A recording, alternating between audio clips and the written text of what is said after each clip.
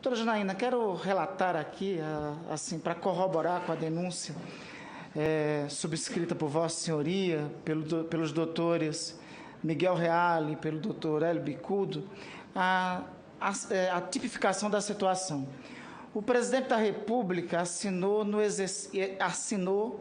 entre novembro de 2014 e julho de 2015 7 decretos que abriram crédito suplementar de 10,807 bilhões de reais. Isso destaca-se no cenário de crise econômica e queda da arrecadação. Esses decretos, quando foram assinados em 2015, o governo, é bom que se destaque isso, não havia enviado ao Congresso Nacional o projeto que reduzia a meta fiscal daquele ano. Os 4 decretos, também que não foram também numerados, como Vossa Senhoria já assinalou, foram publicados antes de 22 de julho, quando o governo propôs a alteração da meta, que só seria alterado posteriormente. Eu pergunto a Vossa Senhoria, para inclusive esclarecer a todos que ainda a esta hora nos assistem, e para ficar claros, neste caso aqui, aí no caso, nessa situação, quais os crimes estão aqui em cursos, quais os crimes e por que isso remete ao pedido de impeachment.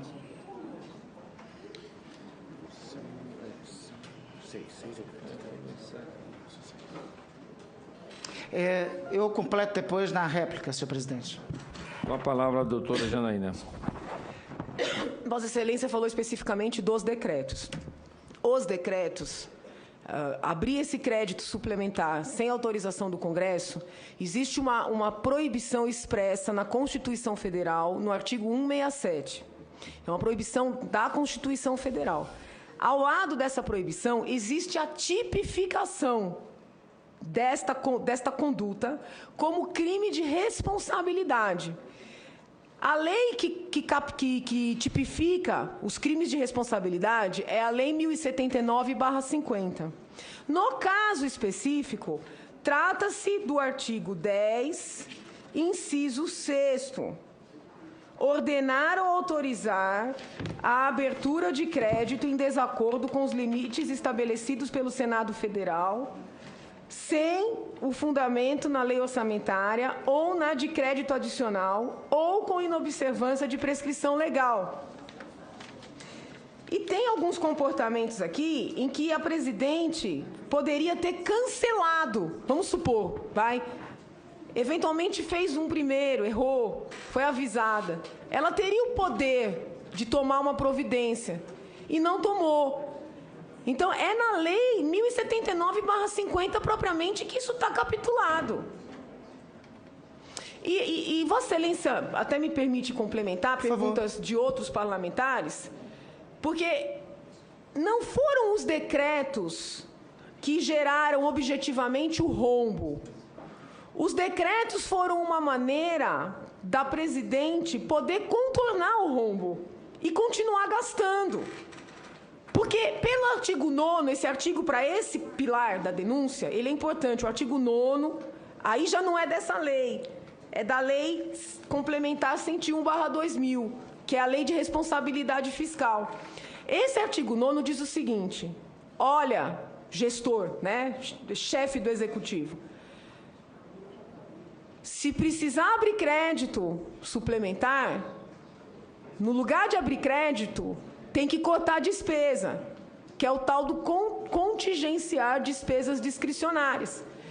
Então, a presidente tinha a alternativa de cortar despesas, mas ela não queria, porque estava num momento até de transição, final de um mandato, início de outro mandato. Como ela não quis cortar despesa, e tinha onde, porque o que mais tem é gordura nesse governo para cortar, ela baixa os decretos. Baixa os decretos, usurpando o poder desta casa. Então, não sei se eu respondi, Vossa Excelência, mas é aqui que está a capitulação. Obrigado. Agradeço imensamente Vossa Senhoria pela descrição. Vossa Senhoria acaba de expor as razões porque também será necessário pedir o impeachment do vice-presidente Michel Temer, porque a relação, o que eu descrevi ainda há pouco, foram atos cometidos pelo vice-presidente Michel Temer. Aliás, para ser mais específico, esses decretos que citei, assinados pelo vice-presidente Michel Temer, em 2015, apresentaram um volume 3 vezes superiores aos decretos assinados pela presidente Dilma. Foram 4 decretos editados neste ano, em 26 de maio, liberando 7,28 bilhões e 3 em 7 de julho, que abriram crédito suplementar de pouco mais de 3 bilhões. Então, a situação que descrevi para Vossa Senhoria, que Vossa Senhoria aqui relatou e tipificou os crimes e disse que cabe o crime de responsabilidade e cabe o impedimento, foram atos cometidos pelo vice-presidente da República, Michel Temer. Só complementando, doutora Janaína, me permita fazer somente um comentário em relação à questão, à polêmica sobre novas eleições, que eu sou defensor desta tese. Eu quero trazer à lume aqui uma decisão do Supremo Tribunal Federal, de 1980. Trata-se do mandado de segurança 20.257. Este mandado de segurança tratava em relação a a prorrogação de mandatos de prefeito e vice-prefeito naquele período. Mas o princípio alegado contrário à realização de eleições, seja a presidente caminhando proposta de plebiscito para cá, seja a presidente caminhando proposta de emenda constitucional ou proposta de emenda constitucional de autoria do Congresso Nacional, o princípio que estaria, em tese, sendo ferido seria o princípio constitucional da temporalidade, da periodicidade dos mandatos. Eu quero só, assim, lembrar que esse princípio já foi, em uma situação similar, na história republicana, o Supremo Tribunal Federal entendeu que esse princípio não era afetado, não era infringido. E, por fim, doutora Janaína, no diálogo aqui, ainda há pouco, Vossa Senhoria destacou que a presidente incorreu em 2 crimes comuns, um do artigo 359-A do Código Penal e o outro do artigo 299 do Código Penal. Vossa Senhoria poderia especificar na matéria onde ocorreu os crimes contra a ordem financeira, conforme prevê o artigo 359-A do Código Penal, e onde ocorreu o crime de falsidade ideológica por parte da senhora Presidente da República, ou, bom, agora no caso também o Vice-Presidente da República, né, porque foi uma situação descrita por Vossa Senhoria. Com a palavra, doutora Janaína. Excelentíssimo senhor senador Randolph Rodrigues.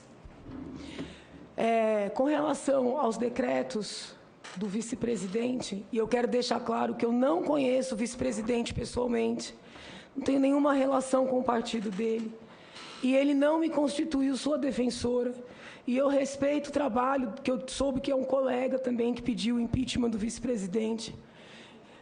A única coisa que eu quero ponderar é que o vice-presidente normalmente assina documentos na ausência do presidente por delegação. Se esse pedido chegar aqui, Vossas Excelências vão apreciar, não me compete, não sou advogada do vice. Mas ele, ao que eu pude apurar, assinou esses decretos por delegação da Presidente da República, que já tinha dado uma linha. Mas isso é competência de Vossas Excelências. Diferentemente do que ocorre com a Presidente Dilma, na documentação do TCU que eu analisei, das pedaladas bilionárias não escrituradas, não há nenhuma referência ao vice-presidente.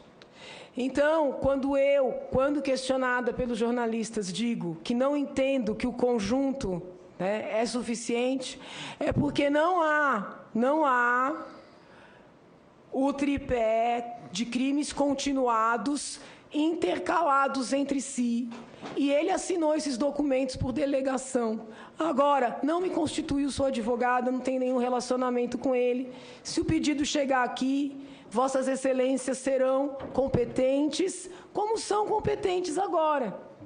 Então, Vossa Excelência me perguntou sobre o 3, na verdade, não é só o 359-A e o 299. São o 359A, 359C e o 299. E esses 3 artigos não têm a ver com os decretos. Eu tentei deixar isso claro no início. Os decretos são crimes de responsabilidade. Esses artigos estão correlacionados com...